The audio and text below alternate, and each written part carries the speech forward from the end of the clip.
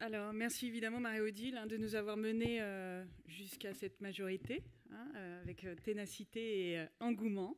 C'est important. Et merci beaucoup à toute l'organisation, puis à Lydie qui fait un travail monstrueux. Aujourd'hui, donc, j'ai l'honneur et la chance de vous parler de la question de la clinique psychiatrique à l'âge de transition, sujet qui nous est précieux et cher puisque, comme le disait à l'instant Frédéric, j'ai la chance de coordonner 2 unités. Une qui s'appelle le CEPIA, qui est le Centre d'évaluation précoce et d'intervention pour adolescents, qui prend en charge des adolescents de 12 à 17 ans, tandis qu'une autre, avec d'ailleurs plusieurs collègues médecins, donc le Dr Guillaume Tanguy qui est ici présent et une partie de l'équipe, qui s'appelle Unisonge et qui est dédiée aux jeunes adultes de 17 à 25 ans. Tout ça sur le site d'Orsay, au sud de Paris. Alors, de façon très générale, évidemment, la période 12-25 ans est une période charnière pour plusieurs raisons, des changements biologiques, psychologiques, sociaux, mais qui sont finalement avec pas mal de spécificités et on ne peut pas complètement aborder la clinique psychiatrique de façon complètement identique entre le champ de l'adolescence et le champ de jeunes adultes, et notamment, je dirais, sur une frontière peut-être entre 12 et 16 ans et peut-être après les 17-25 ans. Il y a quand même des particularités à chaque tranche d'âge qui d'ailleurs n'ont pas de raison de s'opposer, mais qui nécessitent probablement d'être bien connues et comprises de manière à pouvoir collaborer pour cette patientèle de façon efficace. Et qu'il n'y ait pas justement de frontière entre les 2 spécialités, ce qui est le cas à l'heure actuelle, mais peut-être que le mouvement de l'intervention précoce est une opportunité pour qu'on ne soit pas dans un système de frontières, qui est un mot qui est parfois un petit peu synonyme malheureusement de conflit, et qu'au contraire on puisse être dans une continuité. Alors, de façon très, en termes de définition et de tranche d'âge, on voit bien sur cette diapositive que la majorité des troubles quand même psychiatriques émergents débutent relativement, presque même avant 15 ans. Or, si l'on s'intéresse à la question de la prévention, par définition, ça veut bien dire qu'avant 15 ans, il va y avoir des éléments cliniques qu'on va essayer de rechercher, d'essayer d'être le plus fin possible pour quand même aller capter une population, même si l'on dit que santé mentale et bien-être ou maladie mentale et santé mentale sont 2 choses distinctes. On a quand même un enjeu en tant que pédopsychiatre, psychiatre du jeune adulte, de repérer parmi tous ces patients et ces demandeurs d'aide, ceux qui vont relever du système de soins et du sanitaire et de la psychiatrie, et ceux qui peut-être pourraient relever d'un autre type de prise en charge. Et d'où vraiment ce besoin de formation et de spécialisation dans le domaine sur le plan clinique notamment. Alors évidemment, il y a des grandes similitudes entre les 2 champs, qu'on soit dans l'adolescence plus jeune ou l'adolescence plus tardive. On est bien évidemment dans une approche développementale, donc on se doit de prendre en compte l'histoire de vie précoce, et on y reviendra avec le topo de notre collègue Valéria Carini sur la question vraiment de son histoire neurodéveloppementale, au sens de quelles difficultés on a pu rencontrer, au sens même des troubles du neurodéveloppement, des neurodéveloppements. La prise en compte du contexte familial et social, on l'a vu à large reprise ce matin, puisque effectivement le nerf de la guerre, c'est aussi tout l'accompagnement, et c'est majoritairement la famille qui est aux premières loges, l'importance de l'alliance thérapeutique, et enfin le maître mot, la prévention et le repérage précoce des troubles. Ça, ce sont les grandes lignes. Alors les grands principes qui concernent les enfants et les adolescents cliniquement à risque. Classiquement, le début de l'histoire, ce sont pour tous des symptômes psychotiques atténués. Il y a, de façon consensuelle, une forte prévalence de symptômes négatifs qui est corrélée à une altération significative du fonctionnement global. Là-dessus, on peut tous se mettre à peu près d'accord. Quelle que soit la tranche d'âge, lorsqu'on présente des symptômes psychotiques atténués, on va avoir un risque quand même majoré de transition psychotique. Des pourcentages qui peuvent différer en fonction du moment où les jeunes sont repérés. Néanmoins, ça signe un risque majoré de transition psychotique. Et enfin, fait majeur, il y a des idéations et des comportements suicidaires associés qui sont indissociables de ce statut de vulnérabilité à la transition psychotique. Et là, on peut vraiment se rejoindre sur finalement une comorbidité ou en tous les cas un état de fait, un risque suicidaire qui va convoquer la santé mentale, quelle que soit la tranche d'âge. Mais il y a des faux amis. Et les subtilités de l'enfant et du jeune adolescent concernent surtout la sphère, on va dire, sensorielle. En effet, les symptômes psychotiques atténués sont fréquents chez le jeune enfant, n'exagérons rien, chez l'enfant et le jeune adolescent, mais régressent spontanément dans environ 75% des cas. Donc c'est quand même un pourcentage important. Et les chiffres sont les suivants. En population générale pédiatrique, la présence d'au moins un symptôme psychotique atténué est d'environ 22% avant 16 ans, 10% entre 16 et 17 ans, et finalement de 7,4% entre 18 et 19 ans. Donc on voit quand même cette décroissance de fréquence de ces symptômes psychotiques atténués, mais cette prévalence diminue avec l'âge uniquement de façon significative pour ce qui concerne les symptômes psychotiques atténués perceptifs. Donc attention à ce faux ami, notamment dans la clinique du repérage. Les hallucinations, de façon un petit peu caricaturale, nous intéressent peu dans la psychiatrie du jeune adolescent. On peut l'affirmer, l'assumer. Ce n'est pas quelque chose qui nous intéresse beaucoup si on veut faire de la prévention et de l'intervention précoce. Autre fait marquant qui est intéressant à noter, qui a été bien prouvé, c'est qu'effectivement les symptômes psychotiques atténués multisensoriels chez l'enfant et le jeune adolescent sont associés à une histoire développementale d'exposition traumatique surtout et de troubles du développement intellectuel. Ça, c'est bien prouvé. Alors, sur le premier épisode psychotique, si l'on confronte un petit peu les deux tranches d'âge sans forcément réaliser de frontières, nous avons une présentation clinique avant 17 ans dite pédopsychiatrique, qui est plus atypique, plus comportementale, généralement une demandette qui va se faire via le recours aux urgences, des idéations et des comportements suicidaires peut-être même encore plus fréquents, des comorbidités neurodéveloppementales très fréquentes, troubles du spectre de l'autisme pour TSA, troubles de déficit avec déficit attentionnel et ou hyperactivité, anxiété, ce qui va peut-être être moins fréquent dans la tranche d'âge supérieure à 17 ans, ça ne veut pas dire qu'il n'y en a pas. La clinique du premier épisode après 17 ans est, elle, généralement plus franche, avec des délires ou des idées délirantes qui sont plus construites. Donc on est déjà avec une visibilité et une symptomatologie qui devient, on va dire, moins dimensionnelle, de plus en plus catégorielle, même si ça reste évidemment de l'ordre quand même plutôt du dimensionnel. L'insight est différent entre un adolescent de 13-14 ans, même quand on parle de programme de psychoéducation, de conscience du trouble, un jeune qui va avoir un premier épisode psychotique à 14 ans et demi, 15 ans, on ne va pas aborder la psychoéducation de la même manière qu'à 22 ans, ne serait-ce qu'en termes d'autonomie. Bon, la scolarité est quand même très différente quand on est en début de lycée qu'en début d'études supérieures. Voilà. Enfin, le diagnostic est nettement plus difficile, si tant est qu'on doit parler de diagnostic, mais on en parle quand on est vraiment dans ce franchissement de seuil de premier épisode psychotique, on l'assume. Néanmoins, le diagnostic de premier épisode psychotique avant 17 ans, il y a une telle influence du développement qui fait qu'effectivement, on a du travail de recherche clinique à faire sur la question longitudinale de devenir de ces plus jeunes premiers épisodes psychotiques que je qualifierais de précoces. L'impact est nettement différent parce que la scolarité est quand même plus impactée chez les plus jeunes, ce qui va pouvoir être aussi un point positif puisque ça va pouvoir avoir une capacité de repérage un peu autre. Et enfin, l'approche thérapeutique va être plus centrée probablement, en tous les cas historiquement en pédopsychiatrie, autour de la famille, même si le mouvement de l'intervention précoce permet justement que chez les jeunes adultes, on implique de plus en plus, on l'a vu ce matin, la question de la famille, etc.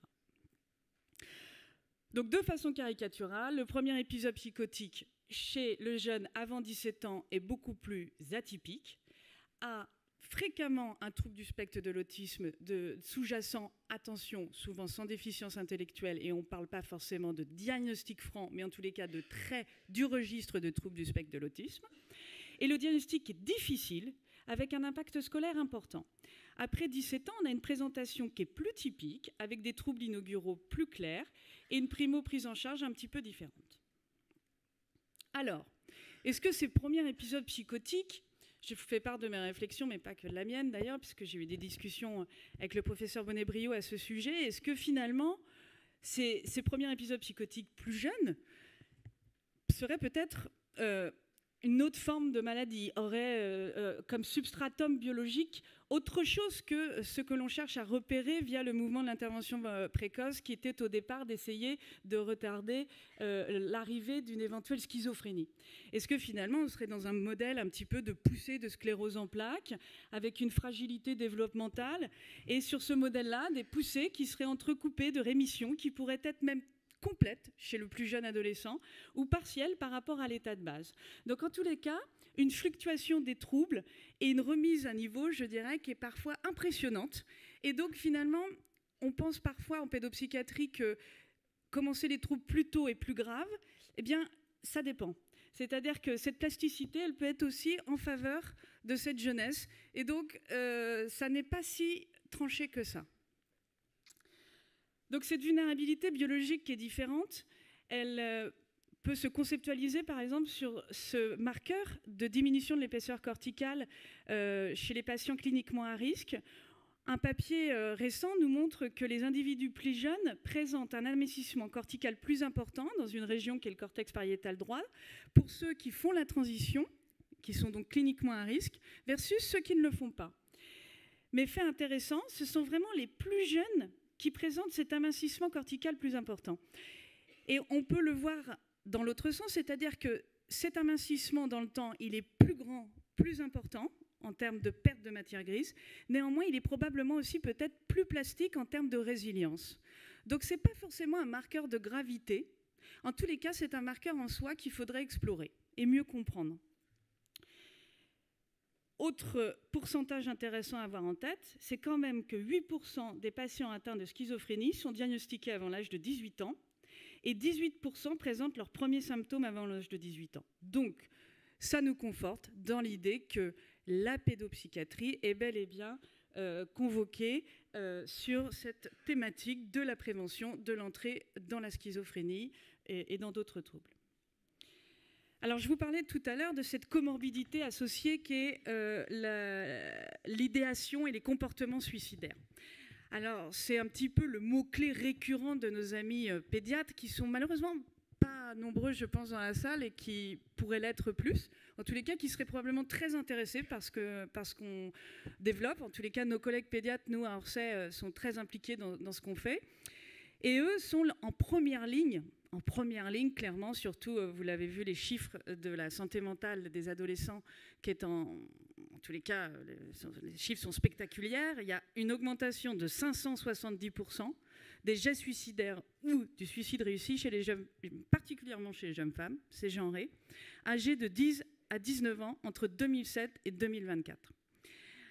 Alors, face à cette situation où finalement ces jeunes accèdent à un système de santé, qui sont nos urgences pédiatriques, c'est pas nul, il y a quand même des soignants, il y a des pédiatres, et c'est ouvert 24/24.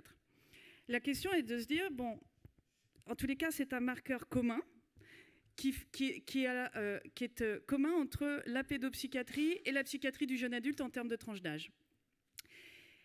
Et bien, finalement, on se dit qu'on pourrait, vu que ça précède majoritairement l'apparition des premiers épisodes psychotiques, aller faire du repérage de façon probablement plus sérieuse, plus, systématisée, au sein de ces urgences psychiatriques, pédiatriques, voilà, c'est le lapsus, parce qu'en fait, il n'y a pas d'urgence psychiatrique dans les urgences pédiatriques, parce que, heureusement, on n'a pas assez de situations qui nécessiteraient l'ouverture d'un centre d'urgence 24h/24. Néanmoins, il y a la vraie présence de psychiatres formés, finalement, au repérage des troubles psychiatriques émergents dans ce système d'urgence pédiatrique.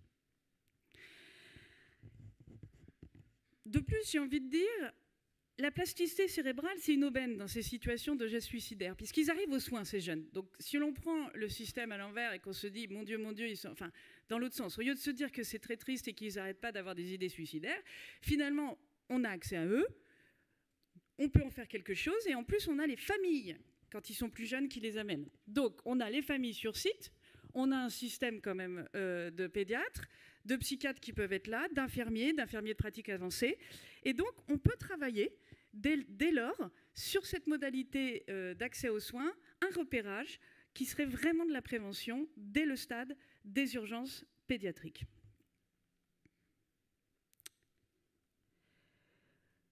Voilà, donc je dirais qu'il y a un enjeu énorme, des résultats qui sont prometteurs et que la transition entre la pédopsychiatrie et la psychiatrie adulte est un moment charnière dans le parcours de soins des jeunes présentant des troubles psychiques, qu'elle doit être pensée comme une continuité évolutive et non plus comme frontière et non comme une rupture. Mieux comprendre les similitudes et les différences permet de mieux accompagner ces patients dans une période où leur vulnérabilité est souvent maximale, mais aussi pleine de potentiel de transformation. Je vous remercie de votre attention.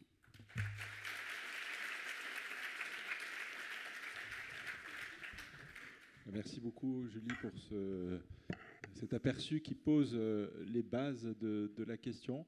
Bon, le temps a déjà bien filé, mais peut-être qu'on peut prendre quand même une ou deux questions. Est-ce qu'il y aurait une question dans la salle?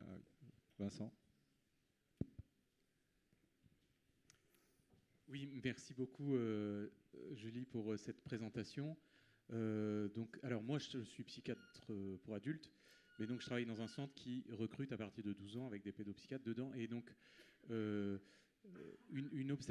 rejoins tout à fait ce que tu as dit sur les symptômes positifs atténués qui absolument ne peuvent pas suffire à caractériser les situations à risque avant 16 ans. Je trouve que c'est vraiment très très juste et il nous faut une clinique beaucoup plus riche. Nous, on a un peu le sentiment que la clinique des symptômes de base peut nous aider, même si elle ne peut pas tout résoudre. Bien sûr. Voilà, donc voilà, quel est ton sentiment par rapport à la SPICY? Et puis aussi, une petite question, tu as parlé un peu du chevauchement par rapport au TSA. Et alors, qu'en est-il dans ton expérience du chevauchement par rapport au psychotrauma Ouais. Et à cette Merci beaucoup, Vincent. Merci beaucoup de ces 2 questions et demie. Alors, évidemment, les symptômes de base dans la clinique des plus jeunes sont précieux. Il faudrait qu'on puisse les implémenter de façon dans la quotidienneté et pour ça probablement les simplifier puisqu'on a vu déjà la difficulté à faire passer des CARMS. On a fini par faire passer que les 4 premiers items et on ne fait plus passer la CARMS en entier. Donc les symptômes de base, il y a des recherches cliniques à faire. Il y a déjà la SPICY qui existe pour les jeunes, les plus jeunes, pour lesquels il faut se former. Et je pense que ne serait-ce que déjà en étant alerte et formé, on va pouvoir les repérer aussi dans la clinique quotidienne courante sans forcément passer la SPICY en entier. Donc oui, évidemment. Les TSA, en termes de vulnérabilité, ce qui est intéressant aussi, c'est que probablement que nos premiers épisodes psychotiques évoluent, et ça rejoint même la question du trauma, vers peut-être des premiers épisodes plutôt thymiques avec caractéristiques psychotiques, donc c'est-à-dire une évolution plutôt du registre du trouble de l'humeur, qui a un pronostic qu'il faut d'ailleurs prendre en charge de façon intensive et où l'enjeu de la prévention et de la précocité est tout aussi important. Mais effectivement, chez le plus jeune qui a une vulnérabilité, qui va avoir tendance à rencontrer des traumas, d'autant plus qu'il a une fragilité développementale, eh bien, le parcours n'est pas forcément celui par argument de fréquence, de l'évolution vers une schizophrénie, mais plus souvent, en tous les cas, nous, sur nos premiers épisodes psychotiques précoces, on a commencé une cohorte qui nous montre plus une efficacité d'ailleurs des thymorégulateurs que d'un trouble psychotique pur. Voilà mon expérience aujourd'hui, mais sur les plus jeunes. Et le trauma recoupant souvent ces histoires neurodéveloppementales, c'est-à-dire qu'ils sont souvent associés, malheureusement. Merci.